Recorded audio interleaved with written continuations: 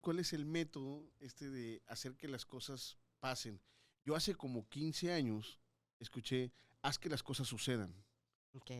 Yo creo, y dije, bueno, me llamó la atención, bueno, hace un par de días que lo estaba viendo, ayer lo volví a ver y bueno, ahora lo estaba viendo acá, dijo, ¿en qué consiste el método de hacer que las cosas pasen? Bueno, Pues o fíjate sea, que ese método lo desarrollé sin querer desde niña, porque justamente con el déficit de atención yo no fui, a mí no me llevaron con psicólogos, ok, porque en mi época, cuando yo nací en el 80, entonces háganse de cuenta, entre 80 y 90, nada más iban los locos al psicólogo, ¿no? o esa percepción teníamos, ¿no? Sí, O pues, los claro, papás, por supuesto, pero en esa época, o sea, no, solamente tenías que estar muy mal como para tener que llegar al psicólogo, ¿no? claro, No existía esta cultura que existe hoy, ¿no? sí, Entonces, yo tuve que desarrollar técnicas de estudio, de aprendizaje y de lograr mis metas, porque de verdad me frustraba, hacía berrinche, porque yo quería llegar a un lado y no había manera de que yo pudiera hacerlo, aunque estuviera consciente, decía, pero ¿por qué? ¿Qué es lo que me está pasando? ¿Qué es lo que me falta para lograr hacer que las cosas pasen? Y entonces, pues hice este método que tiene que ver con juntar varias técnicas que ya existen, ¿no? Una de ellas es utilizar un cuaderno, que es un bullet journal, por ejemplo, ¿no? sí. Estos con puntitos para que tú mismo hagas la agenda que tú necesitas. Porque pasa, ¿no? Que te tienes que acoplar hasta a la agenda que estás comprando, ¿no? Y entonces dices, pero es que Ah, esto ok. no me sirve porque a mí me gustaría. Y entonces es una agenda Y hasta que te vas puede, formando. y hasta te puede causar conflicto, ¿no? Que venga una agenda que tú no está dentro de tu algoritmo. Exacto. Y eso nada más hace que abandones la agenda y digas, no, esto no es para mí. Claro. Entonces el hecho de que tú puedas construir tu propia agenda ya es un método, ¿no? Ya es una idea para poder hacer las cosas. Puedes, bueno, dentro de este método hay todo un curso en internet de él, pero hay varias técnicas, hay técnicas de concentración como la técnica Pomodoro, por ejemplo, que es concentrarte por periodos de 25 minutos y descansar, ¿no? Entendiendo esta filosofía de Rudolf Steiner, que es el fundador de la metodología Waldorf. Hay varias escuelas Waldorf Sí. en México, que es una filosofía, es una manera de enseñarle a los niños por medio de la ciencia y la libertad. Justamente lo que de lo que me estabas preguntando hace un momento, ¿no? Sí. Y son niños que es para esta metodología es importante que descubran, que vean la naturaleza, que vean las flores, que entiendan la geometría por medio de la naturaleza, ¿no? Está muy apegado a la naturaleza. Entonces, este Rudolf Steiner lo que entiende o lo que te hace entender como ser humano con su filosofía es que debe de haber un ritmo en el día, que no todo es correr, correr, correr, correr. Así como nosotros respiramos, así como sale el sol y sale la luna, nosotros tenemos que agarrar este ritmo en el trabajo. Tienes que tener periodos de trabajo y periodos de descanso. ¿Cuántos? Bueno, con 10 minutos de descanso es más que suficiente para 25 minutos de trabajo, ¿no? Es parte de la técnica No, no, esa es no. parte del método para hacer que las cosas Ah, pasen. ok. Entonces, utilizas la técnica Pomodoro, me lo mezclas con la técnica Waldorf, si Ok. quieres, ¿no? La filosofía en donde tú estás concentrado así y te paras. Si tú estás haciendo una actividad hacia adentro, que se dice como de introspección, trabajo, concentración, pues te paras a caminar un poquito y regresas, te Claro. estiras, ¿no? O sea, entiendo que entonces es una mezcla de varias Técnicas, herramientas correcto. y que de ahí sale el tema de hacer que las cosas pasen. Claro, tomé lo mejor de cada técnica Ok, que para mí me funcionó con una persona de trastorno de déficit de atención para lograr cumplir mis metas, tal cual. ok, muy bien. Está interesante. Y le funciona a la gente, Te entonces funciona. está bien. O sea, has tenido casos de éxito de eso. Eh, Aparte del tuyo. sí, no, no, muchísimo, sí, Sí. claro que sí, porque además, aplicado en la familia, esta misma agenda lo hacemos un muro de información bien padre. Entonces, eso ayuda muchísimo a los niños a saber, a eliminar algo que yo creo que a todos nos aterra y es la palabra incertidumbre. ¿No? Yo creo que es la palabra más terrible que puede llegar al... Yo creo que sí. ¿No? Que te diga tu jefe, nos vemos el viernes, siendo lunes, con tu reporte, a las 4 de la tarde tengo que hablar contigo y digas que hice, eso es lo peor, es la peor tortura del mundo. Y cuando hablamos de familia y de crianza, pues imagínate cómo lo siente un niño que diga, oye, tienes que estar listo porque nos vamos a ir al taekwondo. ¿Cuánto tiempo? cómo quieres que esté listo, qué significa estar listo, tengo que estar parado, sentado, ¿sabes? Y entonces causa mucha ansiedad cuando ni siquiera tienen una estructura o un conocimiento del tiempo. Como muchos adultos que dicen, sí, en 5 minutos, ¿no? Por ejemplo, pero ahí si lo ponemos en un muro de información, en donde pones las actividades, en donde te ayudas de alarmas, de música, puedes ayudarle a que funcione y darle ritmo a tu casa y hacer que las cosas pasen. Órale, bien. Oye, cuéntame un poco, este, cuéntame un poco de la Academia de Padres. Ay, Academia para Padres es una cosa, un proyecto divino. Muchas gracias por preguntarlo. Es algo que para mí es mi propósito de vida, tal cual. Y bueno, entonces, si tú me dices mi propósito de vida, yo tengo que preguntarte, ¿cuál es tu propósito de vida?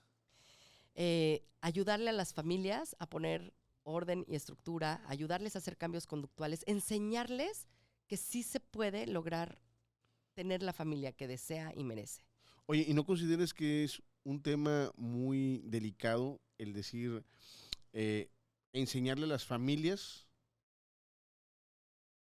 Es darle las herramientas. ¿Por qué si se enseña a ser médico? ¿Por qué si se enseña a ser psicólogo? ¿Por qué si se enseña a ser, pues no sé, lo que quieras, pescador, ¿no? ¿Por qué no se le puede enseñar a una familia a ser una familia consciente, una familia efectiva, ¿no? No hay que decir perfecta. O sea, si te fijas, y es muy importante que lo sepan, no se trata de perfección, porque no existe la perfección. Claro. Porque es relativa, porque cada quien depende del cristal con que se mira, como decía mi madre, ¿no? Que Sí. nada es verdad ni es mentira. Pero sí puede ser una familia consciente, sí puede ser una familia en donde las cosas sean tan claras que si hay un error, todos aprenden del error. Y no se queda nada más en esta idea de Dios griego intocable que es mi padre y que no puedo hacer enojar porque si lo hago enojar entonces la furia de su fuerza va a caer sobre mí y entonces me va a golpear, me va a humillar y o sea, voy a ser una cucaracha aplastada en vez de ser un niño adulto en formación y nadie entiende esa parte. O sea, ¿por qué tengo que saber todo si tengo 2 años o 3 Ok. años? O peor aún, ¿sabes cuándo es peor? Cuando los niños, sobre todo los hombres, porque pasa más con los hombres porque son generalmente más altos que las mujeres, crecen en la adolescencia y son más altos o del mismo tamaño que sus padres. Porque hay una falta de percepción real entre lo que ves y lo que es. Entonces tú ves a un señor, ¿no? Con bigote que está creciendo y todo, un grandulón, que podría cargarte, que podría, ¿sabes? Que es un niño que no está bien desarrollado. Entonces hay un shock en el cerebro de los padres, y porque es real, esto es completamente científico, y en donde tú no puedes distinguir la diferencia entre la altura y el grande, eres un niño grande o un niño maduro. Y entonces tratan a los niños chiquitos y pobres de aquellos que nacen y crecen muchísimo, y niños de 12, 13 años que ya miden 1,80, porque dicen, es que ya eres grande. Y entonces les dan mucho más, eh, pues sí, mucho más responsabilidades de lo que un niño de 13 años podría tener. Y entonces no es congruente la visión con la necesidad emocional y neurológica de un humano en formación de esa edad, ¿no? Ok, voy a retomar la pregunta, el tema de cómo nace el proyecto De Academia para para Padres. Padres, tu propósito, que es ayudar a las familias, pero bueno, cómo ayudan las familias? ¿Cómo llega esta academia? ¿Cómo te inscribes? ¿Cómo se come? ¿Cómo empieza todo este rollo? Ok, son muchas preguntas, Pero, pero no ¿cómo importa, empieza? pero la idea es ayudarles o sea, obviamente voy a responder todas. ¿Cómo empieza Academia para Padres? Mm, Con la pandemia. ok, Empieza con la pandemia porque yo antes le daba terapia a los niños con dificultades académicas. sí. Soy muy buena maestra para explicarle a los niños lo que necesitan los maestros de ellos, ¿no? Lo que espera esta educación mexicana para poder sacar la escuela, ¿no? Y entonces me daba mucho cuenta y les ayudaba durante la terapia y todo, también a solucionar problemas familiares, ¿no? Porque decían, es que mi papá me exige mucho, es que fíjate que mi mamá nunca está atenta, o sí, o, ¿sabes? Cada quien tiene su problema y cada quien vive lo que tiene que vivir, ¿no? pero, pero para mí era muy importante ayudarles a estos niños, porque al final del día te das cuenta que un niño que va mal en la escuela es porque hay algo que va más allá, que es mucho más fuerte que nada más una mala calificación o un malentendimiento, ¿no? Siempre hay un problema en la casa, siempre hay un problema en la casa, siempre hay alguien que pues, pues sí, maltrata a la persona, al niño, ¿no? Y en la pandemia me costó mucho trabajo porque me llamaban varios niños diciéndome, Emily, necesito ayuda. O sea, yo ya no aguanto estar en mi casa. Por lo menos el irme a la escuela, el irme a mi deporte, etcétera, me ayudaba a separarme de este ambiente que era horrible porque pues, mis papás me están faltando al respeto totalmente, ¿no?